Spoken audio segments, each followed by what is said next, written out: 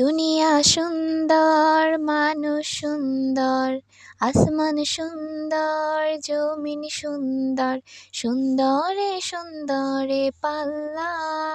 জানি না কত সুন্দর তুমি আল্লাহ, জানি না কত সুন্দর তুমি আল্লাহ। আলহামদুলিল্লাহ, মাশাআল্লাহ, কত সুন্দর আমাদের গ্রামটি। তো আসসালামু আলাইকুম এভরিওয়ান, অনেকদিন পর চলে আসলাম আপনাদের মাঝে একটি সুন্দর একটি ভিডিও নিয়ে। এগুলো হচ্ছে ব্যাং ভাইয়ের বাচ্চা। আমি আসলে দেখে চিনতে পারতেছিলাম না, আমার ভাই বলল। তো এক দৌড়ে চলে গেলাম সরিষা ক্ষেতে। চারদিকে শুধু সরিষা ক্ষেত আর সরিষা ক্ষেত। এত সুন্দর সরিষা ফুল, আমার কাছে অনেক ভালো লাগে। চারদিকে শুধু সরিষা ক্ষেত আর সরিষা ক্ষেত, মানে সরিষা ফুলের সৌন্দর্যে একদম আমাদের গ্রামটা একদম ভরে গেছে। যাদের আসলে মন খারাপ থাকে তারা গ্রামে চলে যান। এই গ্রামের সৌন্দর্য আপনাদের মন ভালো করে দিবে। এই গ্রামের সৌন্দর্য দেখে মানে এমন কেউ নাই যে যাদের মন ভালো থাকে না। আজকের সকালটা অনেক সুন্দর ছিল আলহামদুলিল্লাহ। আজকে কুয়াশা পড়েছে অনেক, একদম চারদিকে কুয়াশা আর হচ্ছে সরিষা ফুল। এগুলো দেখে আসলে মুগ্ধ হওয়ার মতো পরিবেশ। সবই আসলে আল্লাহর দান, আল্লাহর সৃষ্টি।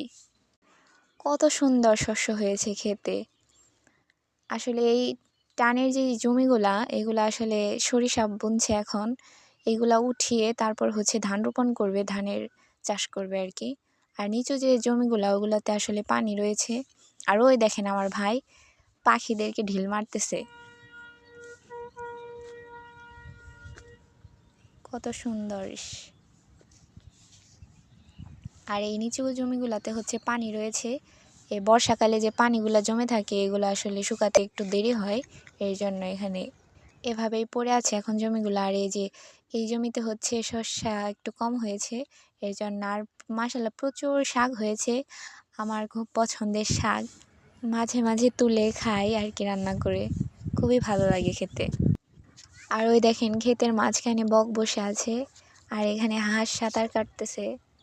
আসলে দেখে আসলে মনও জুড়িয়ে যায়, চোখও জুড়িয়ে যায়, আসলে কিছু বলার নেই। আলহামদুলিল্লাহ। আর হচ্ছে ওই যে ওইখানে হচ্ছে মাছ মারবে আজকে, এর জন্য হচ্ছে পানি উঠে ফেলতেছে মেশিন দিয়ে। আর এখানে রাতে থাকার জন্য জায়গা করে নিয়েছে তারা, তাম্বুটা নিয়ে। আর এই যে এই জায়গা হচ্ছে মাছ মারবে।